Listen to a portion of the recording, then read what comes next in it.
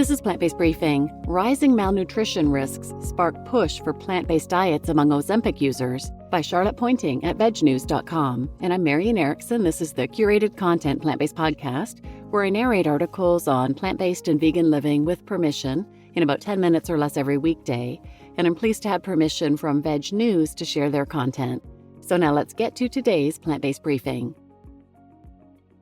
Rising malnutrition risks spark push for plant-based diets among Ozempic users by Charlotte Pointing at vegnews.com. Experts share why a diet rich in plant-based, nutrient-dense foods is key to staying healthy when using medications that curb your appetite. GLP-1 weight loss medications like Ozempic, Mounjaro, and Wegovy are rapidly growing in popularity. In fact, research from KFF, linked here, last year found that about 1 in 8 Americans had either used or were currently using a GLP-1 weight loss drug. The surge in popularity has been especially noticeable in Hollywood, where stars such as Meghan Trainor, Oprah Winfrey, and Whoopi Goldberg have openly discussed their experiences with these medications. While many have praised Ozempic and similar drugs for their effectiveness, others have been quick to highlight the significant risks involved. Robbie Williams, for instance, recently revealed that his use of an Ozempic-style drug led him to develop scurvy, or as he put it, a 17th century pirate disease. "I'd stopped eating and I wasn't getting nutrients," he told the Mirror. This is a real concern with GLP-1 medications, which work by suppressing appetite and ultimately reducing the desire to eat. But weight loss isn't the only outcome. Users may also struggle to consume enough essential nutrients, leading to malnutrition and diseases like scurvy, which stems from a vitamin C deficiency. To find out how users of GLP-1 medications can better protect their health, we spoke with Sapna Puruvemba, MSRDN, founder of Health by Sapna, about why focusing on plant-based whole foods rich in fiber and protein might help reduce the risk of malnutrition while on weight loss medications. Why can Ozempic lead to malnutrition? Ozempic and other medications like it contain an active ingredient called semaglutide, which mimics GLP-1, a natural hormone. It slows gut motility, meaning food stays in your stomach longer, explains Puruvemba. This can suppress appetite. As a result of taking semaglutide, many people eat much less, sometimes too little to meet their nutritional needs. Anytime you're eating less, whether through diet or with the help of a medication like Ozempic, you naturally take in fewer nutrients, which increases the risk of deficiencies, explains Puruvemba.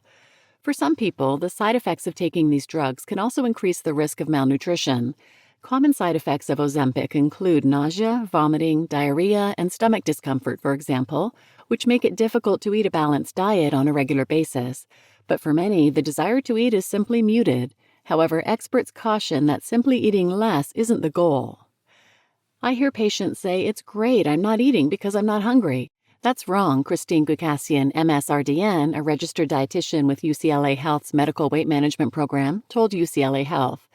"We want you to still eat because we want you to be nourished. We just want you to eat the right things."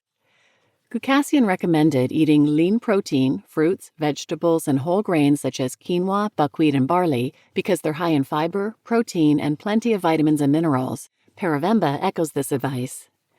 Why plant-based foods can help you stay nourished on Ozempic. What you eat becomes even more important on Ozempic, says Puruvemba. Plant-based foods tend to be naturally lower in calories but higher in fiber, which promotes fullness and satiety, key factors for both effective weight loss and long-term weight maintenance. Regaining weight after stopping the use of weight loss medication is common. According to Medical News Today, this is often referred to as an Ozempic rebound.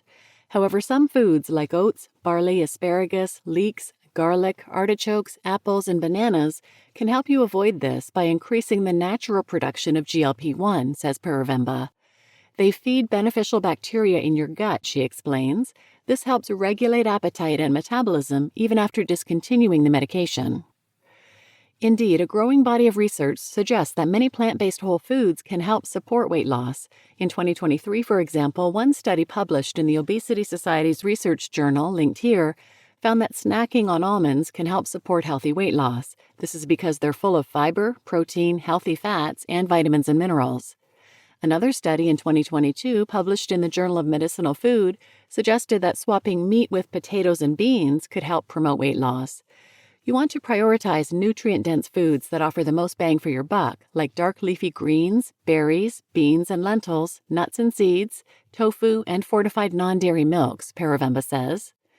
It's also especially important to preserve muscle mass. This is absolutely doable on a plant-based diet by including foods like beans, lentils, tofu, tempeh, nuts, seeds, and plant-based protein powders or fortified drinks. It's important to note that this advice applies to everyone, not just Ozempic users. Williams isn't alone in struggling with malnutrition. In fact, recent research suggests that scurvy might be making a comeback. In part, this is likely due to rising costs of living and the increased consumption of ultra-processed foods. If you're concerned about malnutrition for any reason, including as a result of taking GLP-1 medication, it's important to consult a healthcare provider who can help you find a solution.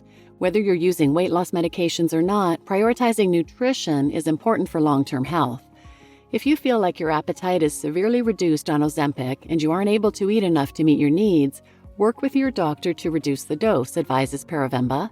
Working with a dietitian can also make a big difference. They can help you create a nutrient-dense eating plan that fits within a lower appetite and monitor for any signs of vitamin or mineral deficiencies before they become a problem. You just listened to Rising Malnutrition Risks Spark Push for Plant-Based Diets Among Ozempic Users by Charlotte Pointing at vegnews.com. And I'm your host, Marian Erickson. And I found it interesting hearing that scurvy can become an issue if you're taking these weight loss drugs, because if you Google side effects of the carnivore diet or high-protein diets, scurvy is becoming an issue with those fad diets as well.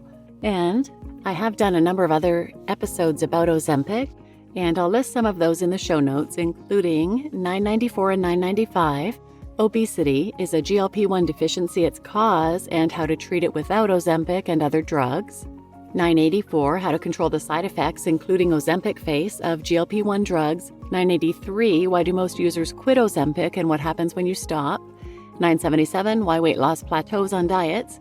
965, Why all Ozempic and Wegovy patients should consider a plant-based diet. And 741, The Ozempic Effect, Plant-Based Docs on the Pros and Cons of Semaglutide. So please share this episode with anyone who might benefit, and thanks for listening.